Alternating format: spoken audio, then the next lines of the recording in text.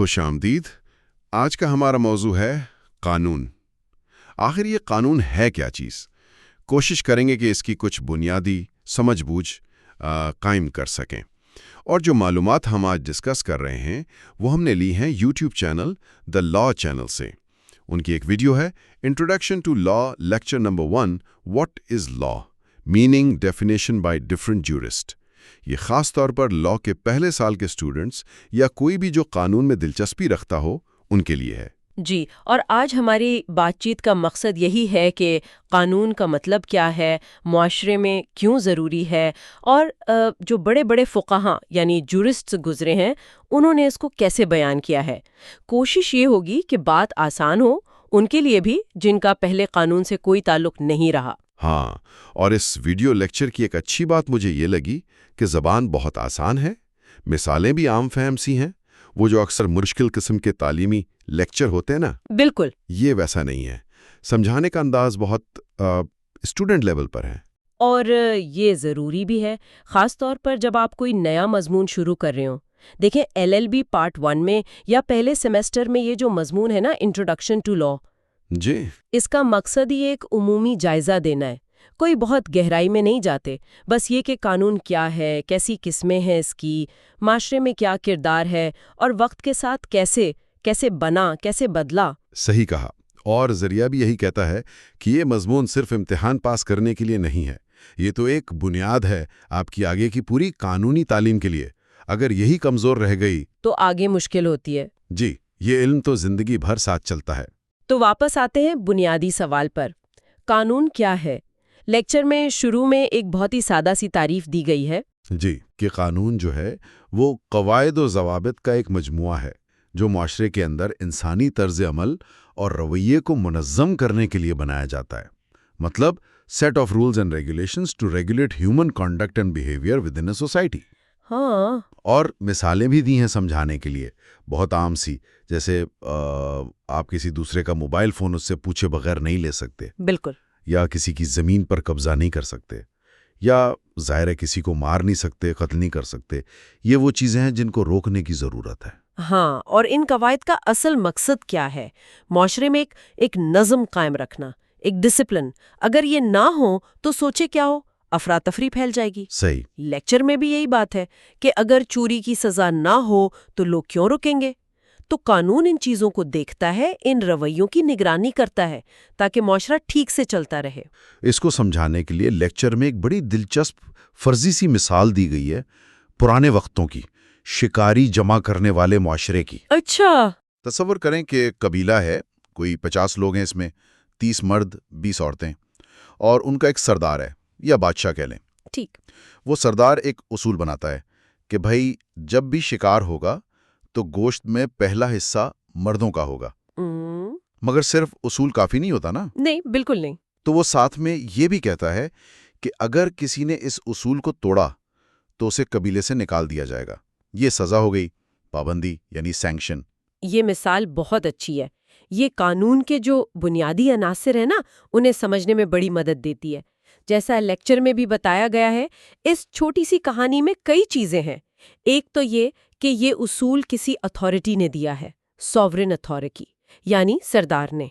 دوسرا، یہ اس قبیلے کے اندر ایک رویے کو، شکار کی تقسیم کو منظم یعنی ریگولیٹ کر رہا ہے۔ ٹھیک۔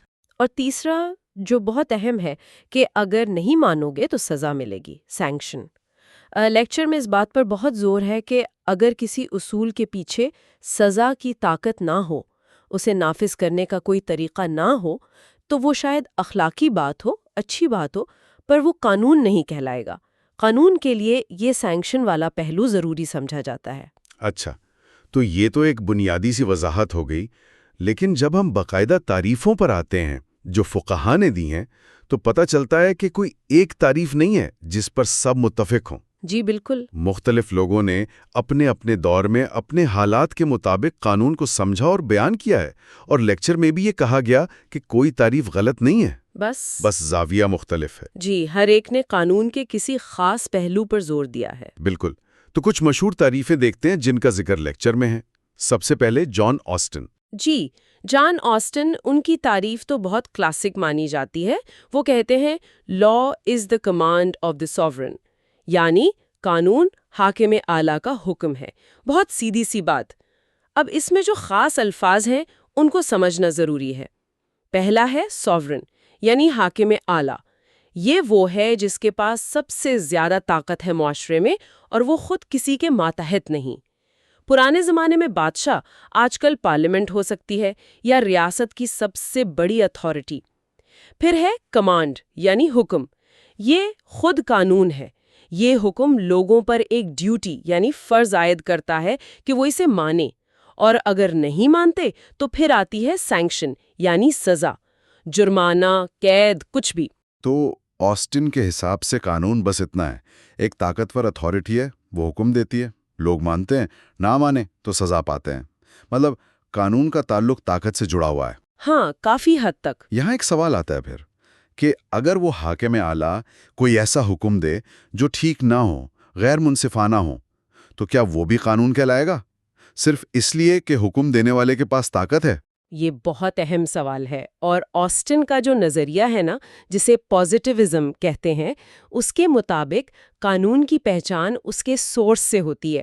یعنی وہ حاکم اعلیٰ سے آیا ہے یا نہیں، اور یہ کہ اس کے پیچھے سزا کی طاقت ہے یا نہیں. اس کا اخلاقی طور پر صحیح یا غلط ہونا وہ الگ بحث ہے. تو آسٹن کے سخت نظریے کے مطابق ہاں، ایک غیر منصفانہ حکم بھی تکنیکی طور پر قانون ہو سکتا ہے اگر وہ شرائط پوری کرتا ہو. لیکن ظاہر ہے اس بات پر بعد میں بہت تنقید ہوئی اور بحث ہوئی. دلچسپ بات ہے. تو آسٹن کا فوکس طاقت پر ہے. اچھا، اب دوسرے فقہا کو دیکھتے ہیں. سامنڈ کا نام آتا ہے. ان کی تعریف کیا ہے؟ جی، سامنڈ قانون کو ذرا مختلف نظر سے دیکھتے ہیں. ان کی تعریف یوں ہے: law is the body of principles recognised and applied by the state in the administration of justice. یعنی قانون ان اصولوں کا مجموعہ ہے جنہیں ریاست انصاف کی فراہمی کے لیے تسلیم کرتی اور نافذ کرتی ہے. اب اس تعریف کے حصے دیکھیں. باڈی آف پرنسپلز یعنی یہ اصولوں کا ایک مجموعہ ہے، صرف حکم نہیں بلکہ کچھ اصول ہیں. ریکگنائزڈ اینڈ اپلائیڈ جنہیں ریاست مانتی ہے، تسلیم کرتی ہے اور استعمال کرتی ہے، خاص طور پر عدالتوں میں. اسٹیٹ یعنی ریاست، حکومتی اتھارٹی. اور سب سے اہم بات، ایڈمنسٹریشن آف جسٹس یعنی انصاف کی فراہمی. یہ قانون کا مقصد ہے. اچھا، تو یہاں تو فرق بالکل واضح ہو گیا. آسٹن بات کر رہے تھے حکم اور سزا کی، سالمنڈ کہہ رہے ہیں نہیں، قانون اصول ہیں اور ان کا مقصد ہے انصاف فراہم کرنا. بالکل، یہ بہت بڑا فرق ہے. سالمنڈ کے نزدیک قانون کا مقصد، اس کی غایت، انصاف کا حصول ہے. قانون وہ اوزار ہے جسے ریاست انصاف قائم کرنے کے لیے استعمال کرتی ہے. تو یہاں صرف طاقت نہیں بلکہ مقصدیت شامل ہو گئی. ٹھیک. لیکچر میں ایک اور نام بھی تھا، ہالینڈ. یہ ہالینڈ، ان کی تعریف بھی اہم ہے. وہ کہتے ہیں law is a general rule of external human actions enforced by a sovereign political authority. یعنی قانون بیرونی انسانی اعمال کا ایک عمومی اصول ہے جسے ایک مقتدر سیاسی اتھارٹی نافذ کرتی ہے. اس میں بھی دیکھیں کچھ چیزیں مشترک ہیں پچھلی تعریفوں سے. مقتدر سیاسی اتھارٹی، سوورن پولیٹیکل اتھارٹی کا ذکر ہے جو آسٹن کے سوورن جیسا ہی ہے.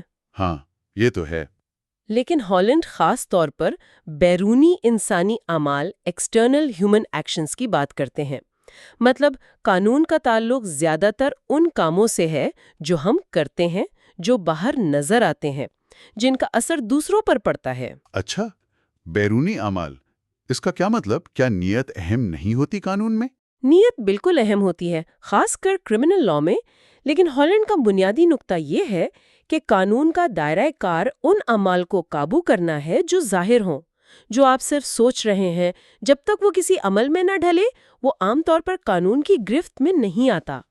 قانون کا کام معاشرے میں نظر آنے والے عملی رویوں کو منظم کرنا ہے. سمجھ گیا. تو ان سب تعریفوں کو اگر دیکھیں تو لیکچر میں ایک مشترکہ بات نکالی گئی ہے. وہ یہ کہ قانون چاہے حکم ہو، اصول ہو یا بیرونی اعمال کا ضابطہ، اس کے پیچھے کوئی نہ کوئی اعلیٰ اتھارٹی، کوئی حاکم اعلیٰ ضرور ہوتا ہے۔ بادشاہ ہو، پارلیمنٹ ہو، ریاست ہو، کوئی تو ہے جو قانون بناتا ہے اور پھر اسے نافذ کرتا ہے صحیح۔ تاکہ معاشرے میں نظم رہے اور جیسا سالمنڈ نے کہا انصاف ملے۔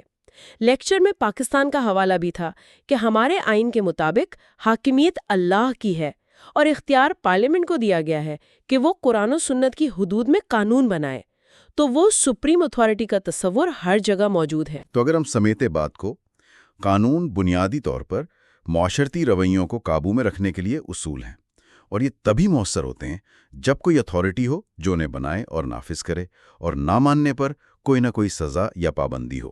جی۔ اور مختلف مفکرین جیسے آسٹن، سالمن، ہالینڈ، انہوں نے اسی چیز کو مختلف زاویوں سے دیکھا ہے۔ کسی نے طاقت پر زور دیا، کسی نے انصاف کے مقصد پر، کسی نے ظاہری اعمال پر۔ بالکل، ہر تعریف قانون کی کسی نہ کسی حقیقت کو سامنے لاتی ہے، اور بنیادی بات یہی ہے کہ قانون کے بغیر کوئی انسانی معاشرہ چل نہیں سکتا۔ یہ ہمارے آپسی تعلقات کو، لین دین کو، جھگڑوں کو ایک ڈھانچہ فراہم کرتا ہے، اور معاشرے میں ایک طرح کا استحکام لاتا ہے، پریڈکٹیبلٹی آتی ہے۔ اور جیسا کہ لیکچر میں بھی اشارہ تھا، قانون کوئی پتھر پر لکیر نہیں ہے، یہ بدلتا رہتا ہے۔ ہاں، یہ بات اہم ہے، قانون بھی بدلتا ہے۔ پرانے زمانے میں پتھروں پر لکھے رواج تھے، آج ہمارے پاس باقاعدہ کتابی شکل میں کوڈیفائڈ قوانین ہیں، بین الاقوامی معاہدے ہیں۔ سفر بہت لمبا ہے، لیکن وہ جو بنیادی اصول ہے نا، اتھارٹی اور نفاذ، وہ کسی نہ کسی شکل میں ہمیشہ رہے ہیں۔ یہ تو واقعی ایک مسلسل ارتقاء کا عمل ہے۔ جی ہاں، اور یہ آگے بھی چلتا رہے گا۔ تو آخر میں ایک سوال ذہن میں آتا ہے اسی ارتقاء کی بات سے جڑا ہوا۔ لیکچر میں ذکر ہے کہ قانون وقت کے ساتھ بدلتا ہے، پتھر کے زمانے کے رواج سے آج کے ڈیجیٹل دور کے قانون تک۔ اگر قانون اتنا بدلتا رہتا ہے معاشرے اور ٹیکنالوجی کے ساتھ، تو پھر وہ کون سے بنیادی اصول یا قدریں ہیں جو ہمیشہ رہنی چاہیے کسی بھی قانونی نظام کو منصفانہ یا جسٹ کہلانے کے لیے، چاہے زمانہ کوئی بھی ہو؟ یہ بہت گہرا سوال ہے۔ یہ ایک ایسی بات ہے جو شاید ہمیں قانون کے صرف الفاظ سے آگے جا کر اس کی روح پر غور کرنے پر مجبور کرتی ہے۔